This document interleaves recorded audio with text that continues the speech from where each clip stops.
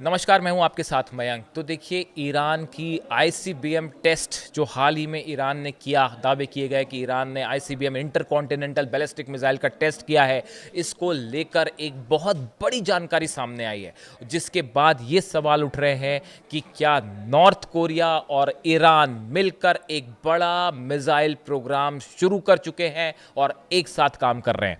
देखिए, जो test Iran ने मिसाइल का किया तेहरान में, जो कि दावा हुआ कि ये आईसीबीएम है, ईरान की पहली इंटरकॉन्टिनेंटल बैलिस्टिक मिसाइल है, जो कि 10,000 किलोमीटर से ज़्यादा जिसकी रेंज होगी, जो अमेरिका तक हमला कर सकती है। इसको लेकर ये बात कही गई है कि इस मिसाइल में एआई तकनीक यानी आर्टिफिशियल इंटेलिजेंस की जो टेक्निक होती है उसका इस्तेमाल किया गया है। जनवरी में भी इस तरह की खबरें आई थी कि ईरान अपनी मिसाइल्स में आईसीबीएम बनाने की प्रोसेस में है और इसमें एआई टेक्निक का इस्तेमाल हो रहा है। और अब ये जो टेस्ट हुआ तेहरान में, इसमें ये बात निकल के आई है कि इसमें एआई तकनीक का इस्तेमाल किया गया है। अगर आप सरल भाषा में समझें, जब आप किसी मिसाइल में एआई टेक्नोलॉजी का इस्तेमाल करते हैं तो उसमें आप टारगेट फिक्स करना, वो कितने डिस्टेंस पर हाइट पे जाएगी, कितना ट्रैवल दूर करेगी, डिस्टेंस ट्रैवल करेगी, किस जगह हिट करेगी, ये काफ़ी सारी चीज़ें एआई के थ्रू मैनेज कर ली जाती हैं, जो कि कंप्यूटराइज तरीके से, एआई तरीके से जब की जाती हैं तो वो ज़्यादा एक्यूरेट होती हैं, उनका निशाना ज़्यादा सटीक होता है। ये इज़राइल के लिए एक बड़ी चिंता का सबब है। एआई टेक्निक मिसाइल में इस्तेमाल करना एक बहुत एडवांस मिसाइल कार्यक्रम के बारे को बताता है कि ईरान का ये आईसीबीएम प्रोग्राम कितना एडवांस है। अब आप सोच रहे होंगे कि इसका नॉर्थ कोरिया से क्या कनेक्शन है। नॉर्थ कोरिया से मैं आपको कनेक्शन बताता हूँ। नॉर्थ कोरिया के जो लीडर हैं किम जोंग उन ने एक बड़ी तैयारी की है और ये कहा जा रहा है, अभी जो 25 सितंबर गई उस दिन उनकी तरफ से ये इस तरह का दावा हुआ कि नॉर्थ कोरिया एक बड़ी इंटरकॉन्टिनेंटल बैलिस्टिक मिसाइल का टेस्ट करने जा रहा है। कोइंसिडेंस देखिए साहब, ईरान ने अभी आईसीबीएम का टेस्ट किया, अब नॉर्थ कोरिया कह रहा है कि हम जो है वो जल्दी ही एक आईसीबीएम का टेस्ट करने जा रहे हैं, जो कि अपने अंतिम चरण में है। और गौर करने वाली बात यह है, नॉर्थ कोरिया की तरफ से दावा किया जा रहा है कि उसका जो आईसीबीएम है उसमें भी एआई टेक्निक का इस्तेमाल किया गया है।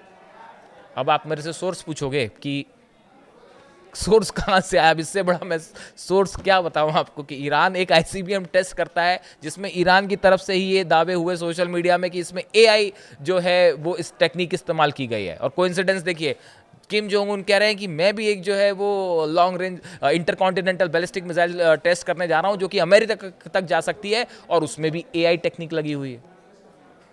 तो ये कुछ ज़्यादा कोइंसिडेंस नहीं हो गया। आप खुद समझिए, आप खुद समझदार हैं, मैं क्या कहूँ अब। तो अब देखिए, अब ये मामला जो आईसीबीएम की बात नॉर्थ कोरिया कर रहा है, किम जोंग उन कर रहा है, वो ये कह रहे हैं कि साहब ये जो मिसाइल है हमारी न्यूक्लियर कैपेबल होगी और न्यूक्लियर वॉरेट्स ले जा सकती है और हमारे पे आप लाख कोशिश कर ले, किसी सूरत पे हमारा मिसाइल प्रोग्राम नहीं रुकेगा। मैंने आपको पहले भी ये वीडियो में बताया था कि नॉर्थ कोरिया और ईरान की पॉलिसी दोनों बिल्कुल एक जैसी है। और किम जोंग उन ने तो यहाँ तक कह दिया है कि भाई ईरान जिस पॉलिसी पे काम कर रहा है, अली खामेनी साहब जिस पॉलिसी में काम कर रहे हैं, नॉर्थ कोरिया को भी उसी पे काम करने की ज़रूरत है। अब देखिए, ये बात ये है कि अमेरिका की तरफ से बार बार ये कोशिश हुई कि नॉर्थ कोरिया अपना परमाणु कार्यक्रम किसी तरह से रोक दे, ब्रेक लगा दे, नए परमाणु हथियार नहीं बनाए। लेकिन इस तमाम दबाव के बावजूद, जिस तरह ईरान दबाव में नहीं आया, वैसे नॉर्थ कोरिया अमेरिका के दबाव में आने को राज़ी नहीं है। और साउथ कोरिया के राष्ट्रपति ली जे म्यूंग, ये अभी न्यूयॉर्क में थे पीछे, इन्होंने स्टॉक एक्सचेंज का दौरा किया। उन्होंने एक बात की, एक बयान दिया। उन्होंने कहा चाहे अमेरिका के साथ बातचीत में लाभ हासिल करना हो या अपने शासन को सुरक्षित करना हो, नॉर्थ कोरिया ने अब अमेरिका तक परमाणु बम ले जाने में सक्षम इंटरकॉन्टिनेंटल बैलिस्टिक मिसाइल विकसित करना जारी रखा है। देखिए, साउथ कोरिया के जो राष्ट्रपति हैं ली जे म्यूंग, ये बड़ी कोशिश कर रहे हैं कुछ दिनों से कि नॉर्थ कोरिया के साथ हमारा थोड़ा संबंध बेहतर हो जाए।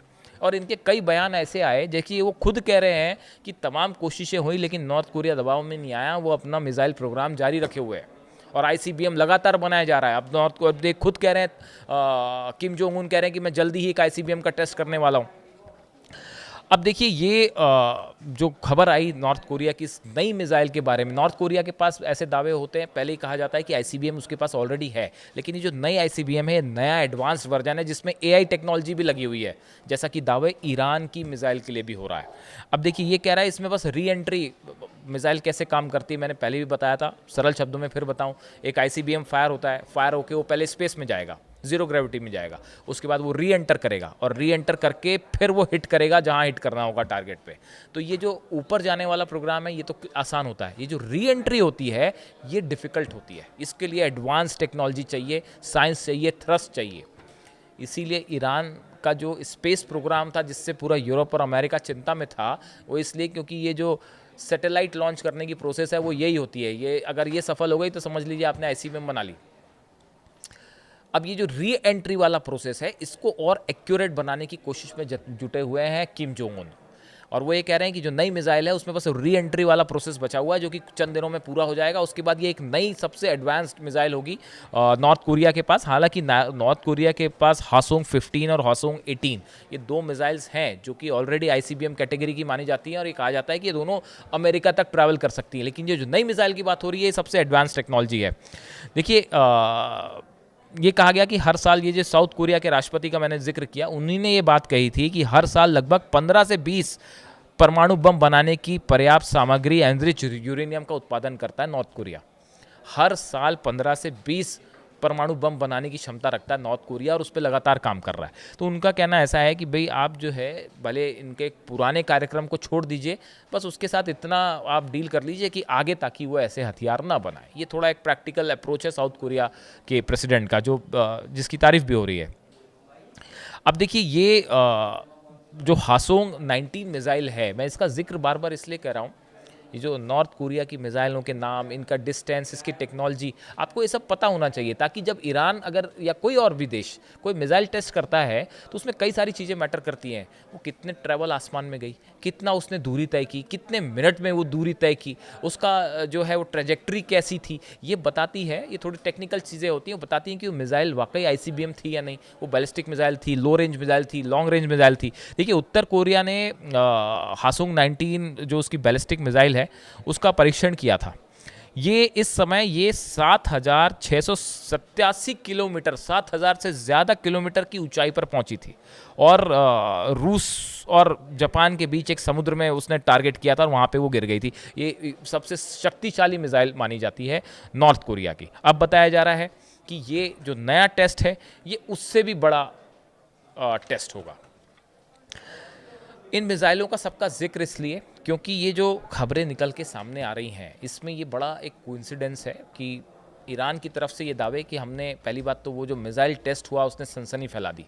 आईसीबीएम जो ईरान ने टेस्ट किया, जिसके लिए कहा जा रहा है कि वो आईसीबीएम ही थी, और उसमें एआई का इस्तेमाल करना। नॉर्थ कोरिया का ये कहना कि हम जल्दी एक मिसाइल टेस्ट करेंगे, आईसीबीएम होगी, एआई उसमें हो सकता है, और एआई टेक्निक पर काम करने के लिए किम जोंग उन ने पहले ही आदेश दे रखे हैं कि जो ड्रोन्स बन रहे हैं, जो नए वेपन्स बन रहे हैं, उसमें ज़्यादा से ज़्यादा एआई का इस्तेमाल करिए।